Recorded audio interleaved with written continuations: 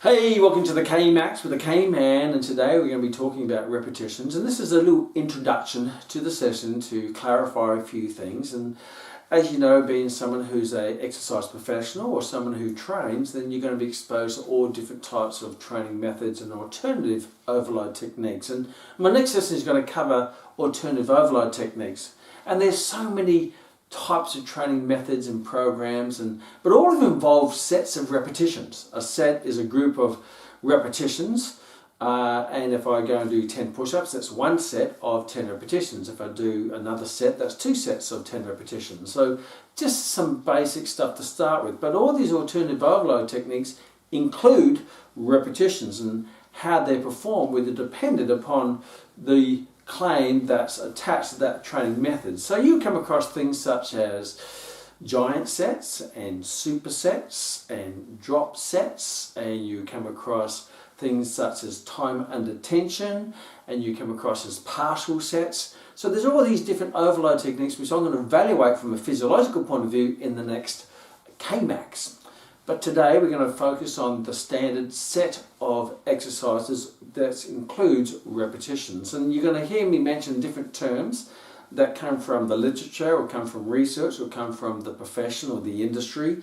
Things such as volitional failure means you take a set, or you do a set of repetitions to volitional failure. Which means you lift the weight till you can't lift it anymore. It means you stop because you're fatigued physically or mentally, whatever it might be. So volitional means voluntarily failure. It means, I don't like the word failure, but that's what's used in the literature, and we won't be using that.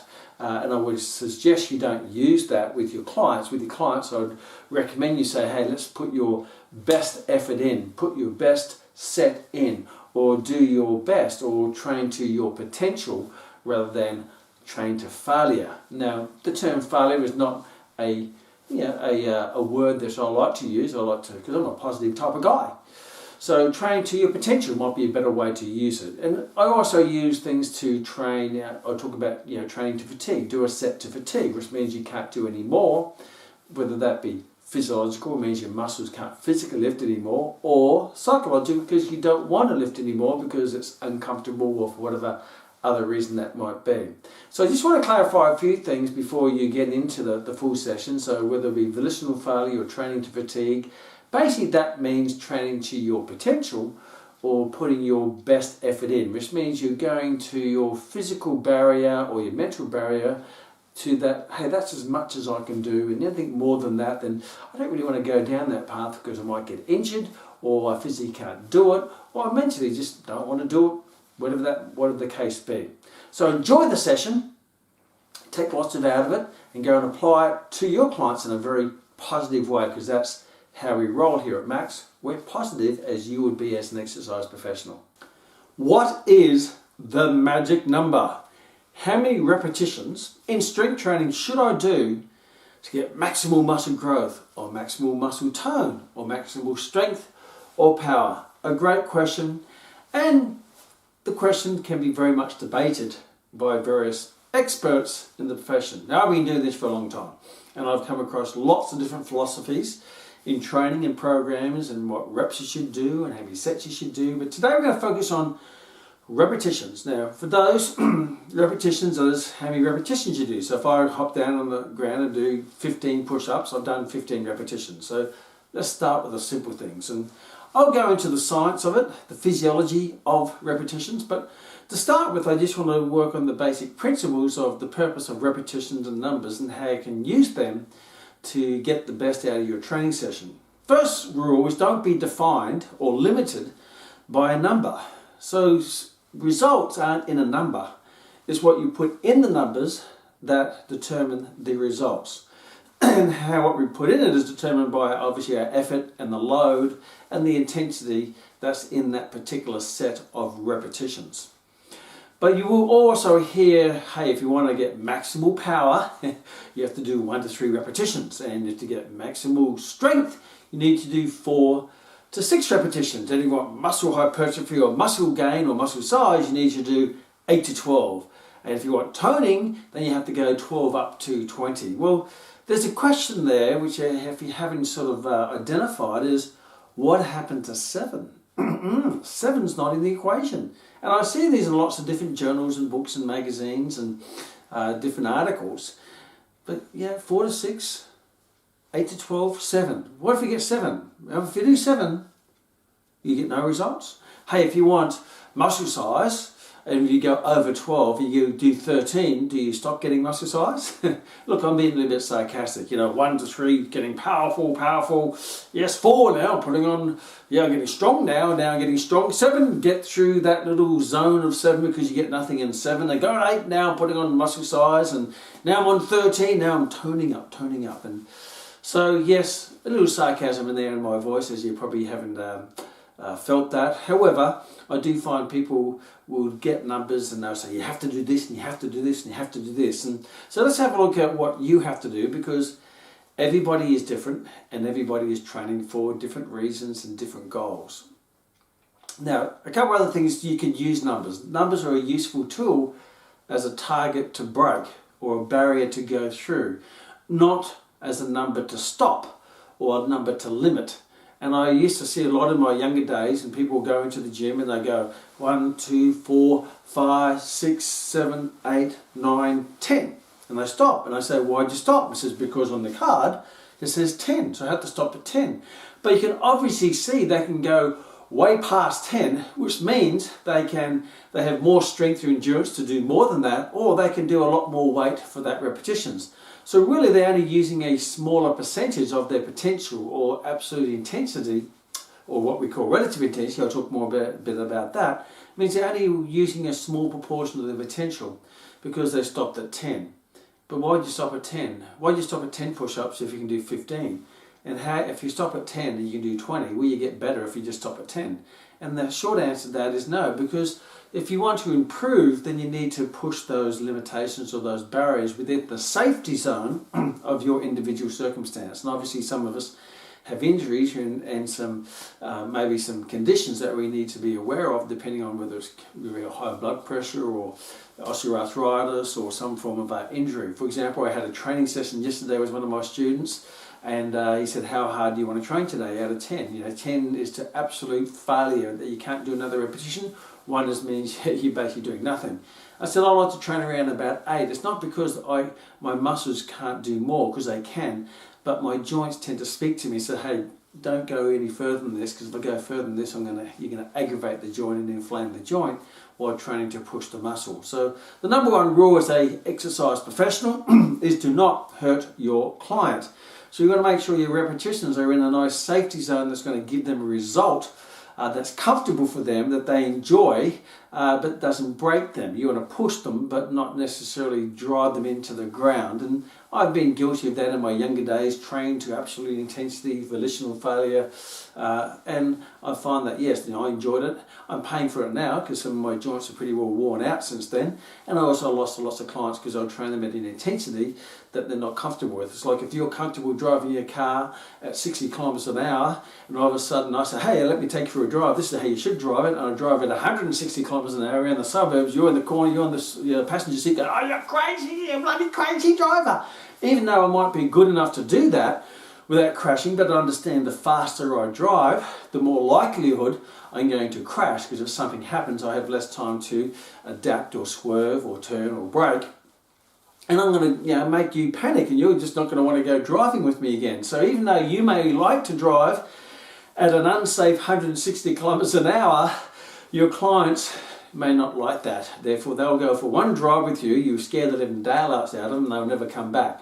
So they want to train for well-being and to quality of life, that you're driving them into the ground like an elite athlete. And I learned that lesson when I was training my father. And he was in his 70s at the time, and I wanted to get him fit and strong to keep him living, because I love my father and I wanted to increase his longevity.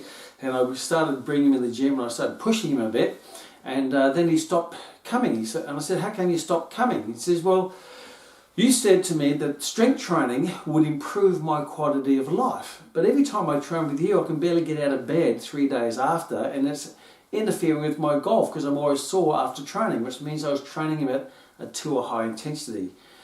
And I realised then that if I train him at that intensity, he's not going to be coming at all. So I promised that I wouldn't drive him as hard. When he did come back, I started training him at a lower intensity, but still progressed him. He still progressed. He kept getting stronger, but I didn't actually push him to those limits. I took him to a safe level, to that limit that he was comfortable at, that would create a physiological response where his body would adapt to get stronger without pushing him to that red zone of breaking, and then he wouldn't want to come back again.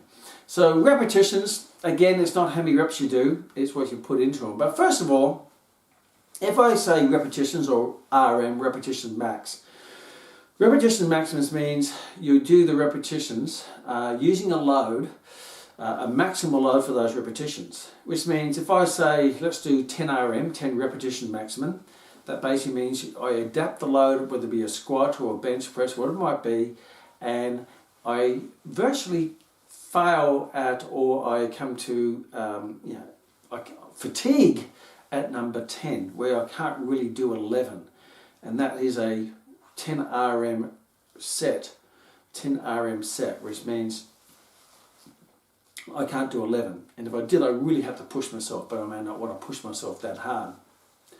So repetitions isn't a number. You have to pick a number that you can put your maximal effort in, a safe number that you can put your maximal effort in. Because if you put your maximal effort with a maximal load, you're getting closer to that threshold where you can push that threshold, you can get stronger. But if I pick a weight which is half the weight for 10 repetitions, and it's easy 10, I'm not going to improve. So the purpose of strength training is to improve or progress. It's called progressional overload. But you want to progress at an intensity that's comfortable for you and creates a adequate stimulus on the body to create a physiological change. So you may not want to go to absolute failure with every set, but you want to come comfortably too close to that failure or that fatigue, so you can feel that, hey, I'm really pushing the muscle. We use the PRE scale, perceived rate of exertion, of 1 to 10. 1 is that I can't even barely feel the weight. 10 is that, oh yeah, you really have to push me and encourage me to get that last repetition, and that's a 10 out of 10. So if you want to get results, progressional results, well, first of all, if you're a beginner, if you've never done anything, then every overload is going to produce a result because you had a lower level of training.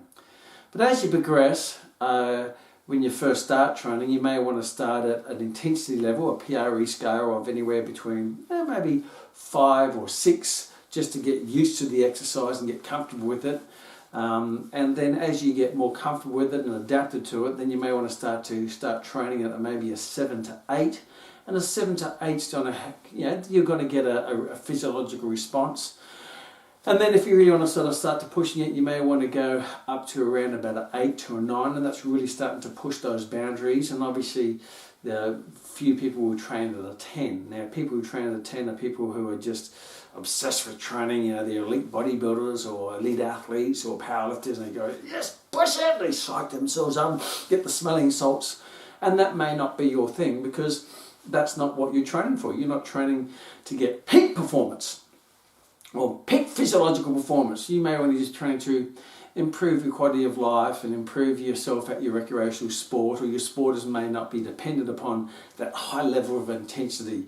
Your sport might be something like tennis, where you're only overcoming lower loads with a ball and a racket, rather than being a front row forward for the All Blacks, where you need to express high amounts of force.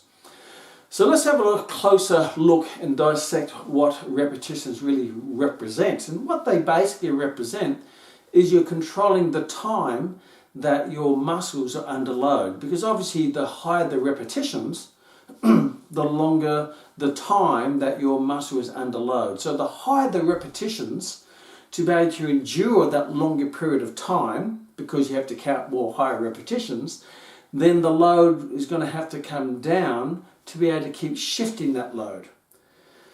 And that's going to promote more, obviously, the higher the repetitions, the lower the load, the longer the time. Therefore, that's going to be more into the area of muscular endurance. And I'll have a closer look at that, what that represents from a physiological point of view. It means you're enduring, it's repetition, you're enduring. On the other hand, if the repetitions are coming lower, you've gone from 12 to 10 to 8 to 6 to 5 to 4, the lower the repetitions, meaning that you can increase the load because you don't have to lift it as many times. Therefore, you're not going to fatigue over that long period of time. Therefore, the time is shorter. So you're placing the muscle under load over a shorter period of time with a higher load.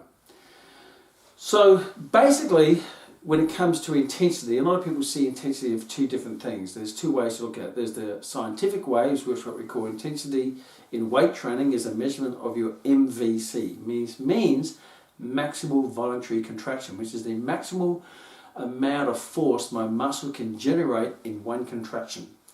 So it's one contraction, maximal force. So all cylinders firing, maximal recruitment of motor units, maximal frequency of firing of motor units, obviously preferred activation of your fast twitch fibers. So you really full throttle one contraction. That one contraction is 100% of MVC, maximum voluntary contraction. If I do 2 repetitions where the load's not quite as high and I can get 2, that means my intensity, and we call that absolute intensity, decreases. And if I can do 3, that's a lower absolute intensity. So the higher the repetitions to fatigue, the higher the repetitions, the lower the absolute intensity. The lower the repetitions, the more close to maybe 1 RM is maximal load lifted for one repetition, 1 RM, 1 rep max, then that's 100% absolute intensity. So from a sports conditioning, elite, physiological, scientific point of view, intensity is measured by how close to 1 RM that you're lifting to. So the lower the reps, the higher the absolute intensity. The higher the reps, the lower the absolute intensity, because you're reducing the force of the load and therefore you can endure. There's another form of intensity which we use in the field called relative intensity, which basically represents how much effort you put in. So if you're, no matter what the repetitions are, whether it be 1 RM or 10 RM or 20 RM, if you're lifting a load that brings you to absolute fatigue by the end of the set, where you can't do another repetition, then you've basically put 100% effort into that set, irrespective of the repetitions. You've actually gone to volitional failure.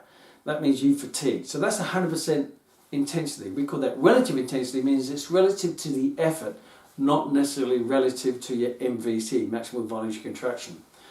So my suggestion is no matter what repetitions that you're choosing to pick for your training, which I'll talk more about, where some would be more relevant for different goals, you want to be training as close to 100% relative intensity as possible. Ideally, depending on if you have any physical limitations or injuries, you want to be trying to be training at least 8 out of 10 of relative intensity. It means if you look at 8 out of 10, means you're training pretty hard. You could probably push yourself a bit harder if you wanted to, but that might get to that zone of being really uncomfortable, or you may aggravate a joint or increase the chances of an injury or whatever it might be. So to get progress, you want to be working at around 80% of relative intensity, irrespective of the repetitions. And I'll talk about what percent of absolute intensity is ideal for different goals as well. So essentially what I'm saying is put everything you've got into everything you do. If you're going to do it to the best that you can do it. Push yourself as far as you can, that's comfortably, that doesn't have any adverse effects, that doesn't turn you off the exercise. So try to push those limits for you, and everybody's different. Some people want to train to the red zone, and some people want to train off the red zone, and some a bit short of the red zone. But you want to try to get close to that red zone, which is that 100% relative intensity, or even absolute intensity for that matter. So irrespective of what you pick, whether it be 5 reps, 10 reps, 20 reps, as long as you're progressing. Now when it looks at repetitions, for example, if I say let's aim to do as many past 10 as possible. So when you look at repetitions, see them as a number to break, not a number to stop at. The repetition is the green light, not the red light. You don't get to that number 8 to say it's got 8 repetitions and stop. You get to 8 and then it's a green light of how many more repetitions can I go past 8 to really push myself to improve myself, depending on what my goal is. Now sometimes You might be in the maintenance stage. You're as strong and toned and as you wish. Therefore, the goal is not to push. I know being an athlete for my sport, which is martial arts and combat sports, I get to a certain level of strength and I stop there. I don't necessarily try to push beyond that, because that's my level for me, I feel, is my optimal strength. Optimal strength is that level of strength that you acquire, that any further gains in strength after that will not enhance your sporting performance. It won't enhance your quality of life. It won't actually benefit you in any way. You're just getting stronger for the sake of getting stronger. So it's kind of useless strength because it's not applied to anything. Now, when I was a young gun in my 20s, I wanted to get as big as I can because I wanted to be attractive to the opposite sex. Therefore, big muscles and big, he must be, look at him, he's gunned up, or he's buffed. And obviously that was not necessarily, I was a bit led in that philosophy. But my goal is to get as big as I can for the sake of getting big, and to do that I need to get really, really strong. So I got strong beyond what was needed for my life, but it's more purely for aesthetic reasons, to look better, but also I was there to show off to my mates. How much do you bench? Well, I do a 300-pound bench. Well, aren't you macho man? So you got to be careful not to get wrapped up in that area, because sometimes, or that little space, because sometimes ego can drive you across the red zone into the injury zone, where you're just getting strong for the sake of getting strong. So you've got to make sure that when you look at how strong you need to be to do what you want to do, whether that be in sport or life. So I always think, how strong do I really need to be? For example, my father, who I trained, he needed to be strong enough to do his gardening, because he's a bit of a green thumb, and play his golf 4 or 5 times a week. But I was pushing him into that red zone to try to make him a super dad. But he didn't live a life of a super dad. He lived a life of a regular dad and granddad, where he wanted to be healthy enough to do his gardening, play with his grandkids and play golf, and he would be happy. He didn't need any more strength than that for his life. Now, if you're dealing with an elite athlete, maybe a power level athlete, like a front rower in the All Blacks, or a power lifter, or may need to go to that high level of strength, because their optimal level of strength is higher than the average person who doesn't need to express those high levels of forces on their day-to-day living. Where if you're playing elite rugby, then you need, or you're a wrestler, then you really need high levels of strength. So first of all, look at what do you need the strength for, how much strength do you need to really acquire to benefit you in that area, and where is that limit? What is that optimal strength? That any further gains in strength are not necessarily beneficial, and that's determined many times by the weight of the implement that you have to overcome. So if I'm in a front row of rugby union, I have to overcome a massive pack of forwards in front of me, so I need to be really strong. If I'm a front rower or I'm a tackle, I had to overcome and tackle someone who's 100 kilos. I need to be strong. If I'm a wrestler, I need to wrestle someone else. I need to be strong. If I'm a powerlifter, I need to lift a weight very heavy. I need to be strong. But if I'm a tennis player, I don't need to be that strong, because I just need the amount of strength to swing the tennis racket and hit the ball at a maximal velocity. So the weight of the implement, which is the tennis racket, is a lot lighter than the weight of another person. Therefore, I don't need as much strength. So just be careful, don't get wrapped up in pushing the limits beyond what you really, really need. So let's have a look at repetitions from a physiological point of view. Now, I shared before that repetitions represented basically the length of time that the muscle is under load to stimulate a physiological response. So the higher the repetitions, the longer the time that the muscle is under load. So there's a term in what we call physiology, the energy timeline. And in my previous Kmax, I talked about the energy systems and how they all operate. I won't go too much into that today, but I'll cover how it applies to repetitions. So the energy timeline is like if I'm on a track, maybe a 400 meter track, and I start at the start and the gun goes and I run as fast as I can. And I explode, I use my explosive energy at the start, and that's what we call in first gear, I suppose. If there's like the old days, there was 3 gears to a car. I had a Datsun ADB back in those days. First, second, third gear, we didn't have all the extra gears. You only had 3 gears. First gear was maximal force, maximal acceleration, maximal strength, maximal power, and that really got you going. And it goes back to hunter-gatherer days. That got us out of the kill zone from the bear who ran into our campsite, or gave me the speed to chase the gazelle for about 10 seconds to spear the gazelle for dinner. And that was what we used to call fast food back then, as fast running gazelles. So that is what we call the phosphate system, and that's the expression, maximal expression of force over the first 10 seconds or so. And that uses a energy-rich molecule, ATP, CP, adenosine triphosphate, and creatine phosphate. It's an energy-rich molecule in the muscles, and it breaks that down quickly to produce energy for those first 10 seconds. If I have a rest, then those ATP molecules rebuild themselves, and they rebuild themselves so I can do it again. The body has an amazing ability, and to rebuild them, that may take 2 to 5 minutes to complete the complete rebuild of all the ATP, CP molecules in my muscles to do that. But if I continue after the 10 seconds and keep sprinting, you find that you start slowing down. You're still running fast, but not sprinting, and you start running down. You're pushing. So now you're going around the 400-meter track. The phosphate got you around about 100 meters, and then the next energy system, second gear, you bring it down, the speed comes down, the acceleration comes down. Like in the car, you go in the second gear now because you're revving at top level with first gear, drop in the second gear. So first gear, second gear. So that's second gear. Now that goes into what we call the lactate energy system. Because I have to lower the speed to give myself time to produce the energy to keep running, but I can't produce it as fast as I can in the lactate system. Both these systems are what we call anaerobic, means they don't rely on oxygen. And that goes for anywhere up to 2 minutes. And then that system I use glycogen as a source of energy, or glucose is called in the blood, or carbohydrate in food, but in the cells of the body it's called glycogen. And that produces a metabolic byproduct called lactic acid. That builds up, and we feel that that's the burn, that burning, the jelly legs and all that bit, lactic acid, as a byproduct to control the speed and slow me down. And if I do that, and I have a rest, it may take 30 minutes up to 2 hours to rebuild, get rid of the lactic acid to go again. But that system, up to 2 minutes, is the lactate energy system. And then you have the last energy system, which is third gear, where you're on the motorway, when you're going for the long haul, you're going for a long distance, and that's the aerobic energy system. And now you start to breathe in oxygen. Oxygen is used to metabolize, produce energy from fats, carbohydrates, and proteins. And that's the aerobic system. You can go for long runs or long walks on the beach, whatever it might be.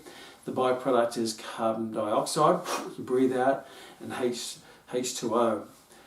Which is water, which is sweat out or urinate or whatever. So we're not going to talk too much about that because that's not for strength training. Strength training is when you're in the lifting weights or doing push-ups or chin-ups, whatever it might be.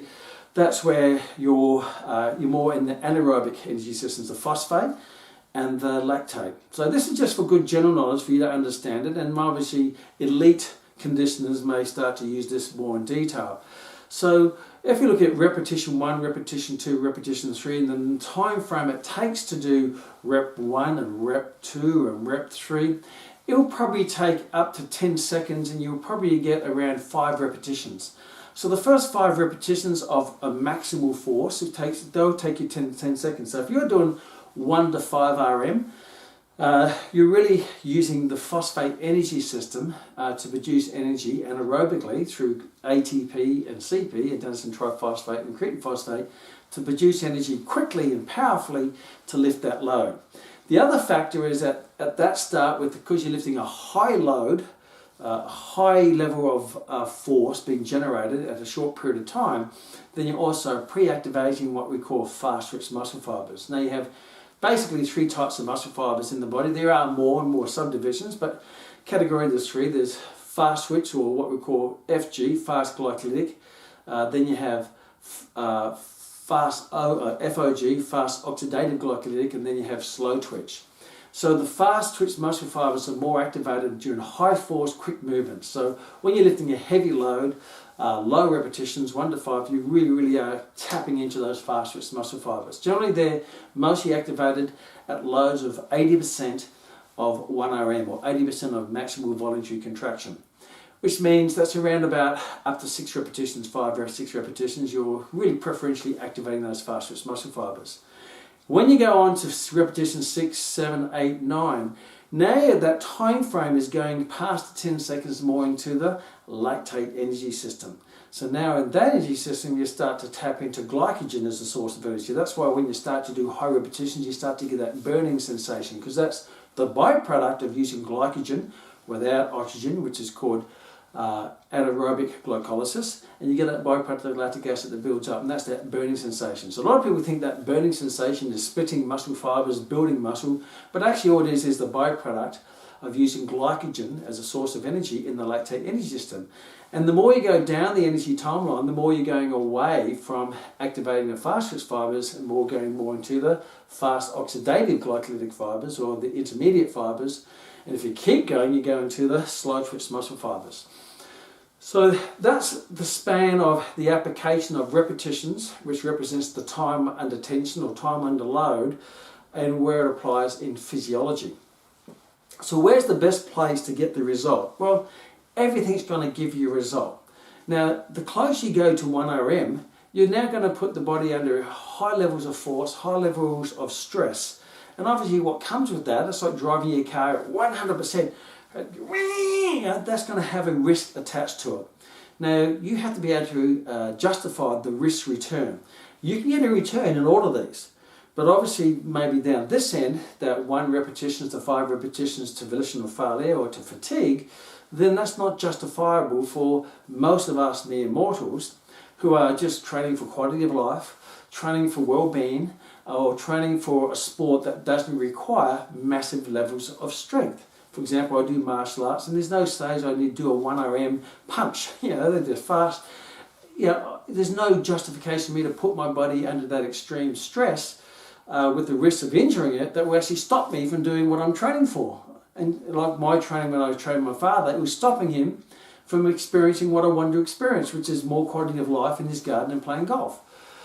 So you want to pick a rep range to beat, not to stop at, remember, as I talked about before, that's going to put you in that energy timeline that you're going to get some good fast twitch muscle activation, and your intermediate fast oxidative glycolytic, because you want to activate the fast twitch fibers, because they're really important, particularly with the aging process, because as you age you become more sedentary, therefore you lose muscle and you lose muscle fibers.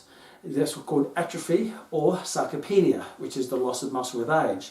And you would start to lose what you don't use, and because we become more sedentary and slow in our age, we stop using those fast twitch fibers which you used to use when we were kids playing on the monkey bars or playing our sport or chasing the dog, whatever it might be.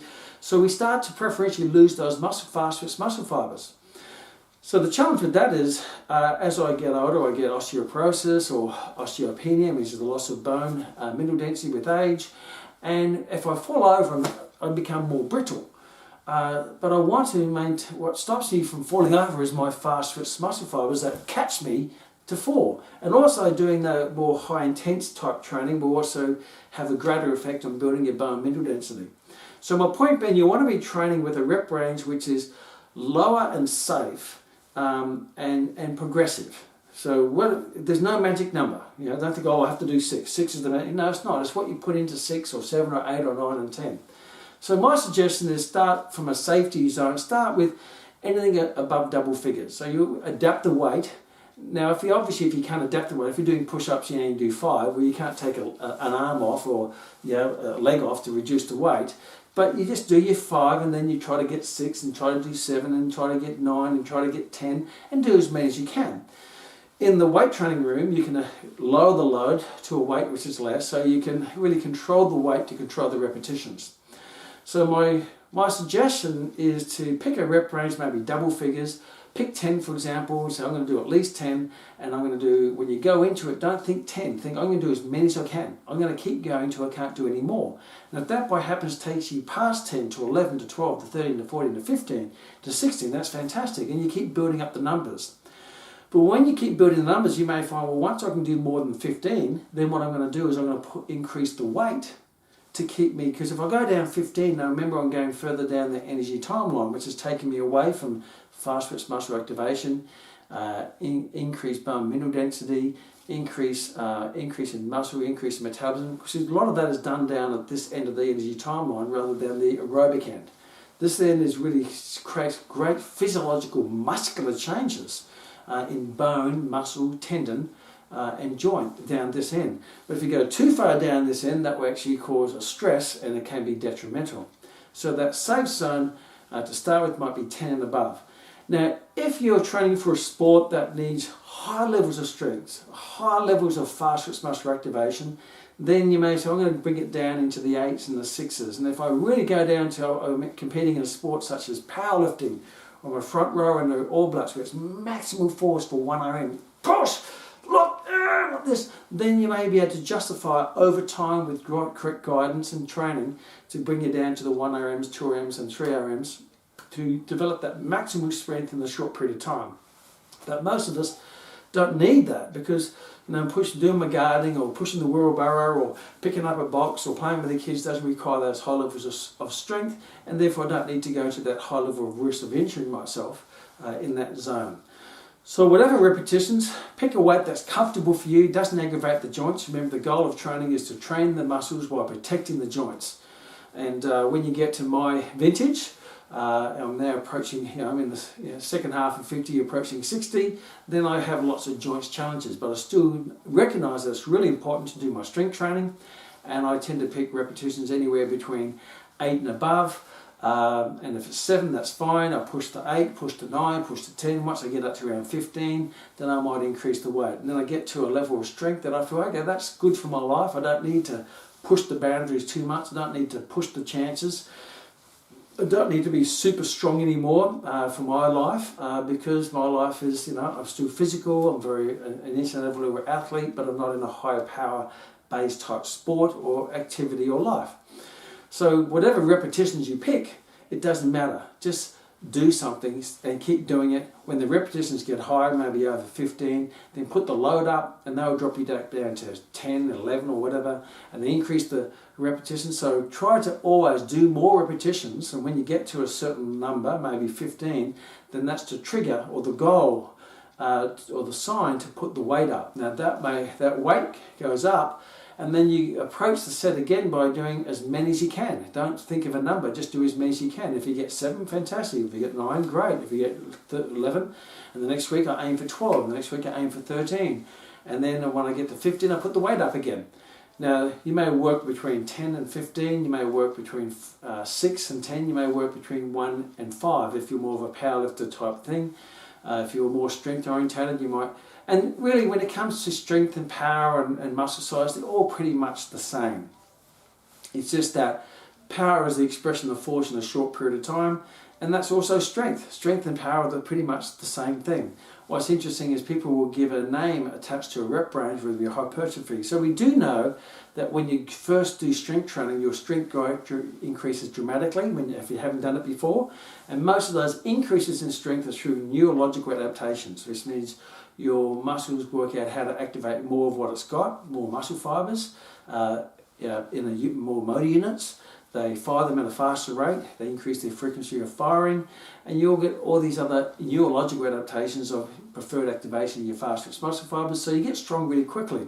But once you've pretty much exhausted all those neuromuscular adaptations, and that may take 3 months, then any further increases in strength will come from an increase in muscle size. And it's not a direct relationship, but there is a relationship. So basically, if I want to keep putting on muscle size, I need to keep getting stronger. So my point here is get stronger at whatever reps you pick. There's no magic number. If you choose 3 because you're an elite athlete, you get stronger at 3. If you choose 8 because you're an athlete, a recreational athlete, then get stronger at 8. If you choose 12, get stronger at 12. If you choose 15, get stronger at 15. And when I say get stronger at 15, it means aim to do more reps than 15, then put the weight up, and that pops you down to 15. Then aim to do more than 15 and put the weight up, and that it gets you stronger at 15. If that's your rep range that you feel comfortable at and you enjoy, and you feel that most benefit to you. Because ultimately it's your body. If you listen to your body, and rather than listen to other people what you should be doing, listen to your body and say, hey, I'm trying to get strong for my life, strong for my sport, strong for my kids, strong for my grandkids, strong for my lifestyle, whatever it might be. Your definition for strength and doing what you want to do is best measured by you and how you live your life. And when you go in the gym, that should be, or doing chins outdoors or push-ups in the park, whatever it might be, you should be able to do that. comfortably, progressively, be the best you can, put everything you got into everything you do. Don't get wrapped up into the magic numbers, because there are no magic numbers. There's just what you put in the numbers, and they increase the weight for those numbers. And the way to increase the weight for those numbers is increase the repetitions, they increase the weight, that reduce the repetitions, that increase the repetitions, increase the rate, to reduce the repetitions. It's this little cycle, and then you take that to a level that you feel, okay, mission accomplished, I'm now at my optimal level of strength. I don't need to push myself any, my car, I have a beautiful car. It's an Aston Martin. On the clock, it can go 330 kilometers an hour. But you know what? I don't drive it at 330 kilometers an hour. Now, I can drive it at 330 kilometers an hour, but there's a risk that I may not make it to my 60th birthday if I keep driving at 330 kilometers an hour. So I drive it to the speed that I'm comfortable at, and that's around about 100, because that's the speed zone. Some people drive slower than 100 because they don't feel like 100, they drive at 90. Some people, they want, let's do 150, that's fine, but there's likelihood that you're going to increase your chances of an accident, injury, death, which I'm not really particularly interested in. Because people ask me all the time, how fast does it go? I said, this car, baby, this car, I've taken it all the way up to 100, because that's the speed limit. Because one thing I don't need in my life is expensive parking fines. I don't need expensive car repairs because I burn out the engine, and I don't need to replace the car because I crashed it, and I don't need to hospital bills because I injured myself in the crash, and I don't need death. I don't need to that. I've got to 56, I'm pretty happy with that. So do I need to go take my car beyond 100? Absolutely not. Unless it's an emergency, because I have to pass a car to save something, whatever it might be, then I know I've got the guns under the bonnet. But I don't need to do that because my lifestyle doesn't require that. Some young kid who's full of vanity and ego says, yeah, how fast can we go? Well, okay, that could be a temporary citizen if they keep going down that path. And strength training is the same thing. Train to the limit that serves your life. Anything above that's a waste of time. It's an increase in risk, and it can be very counterproductive, particularly if you're injured. And if you're injured, you can't train, and it just flushes all the benefits down the dunny. See you in the next Kmax.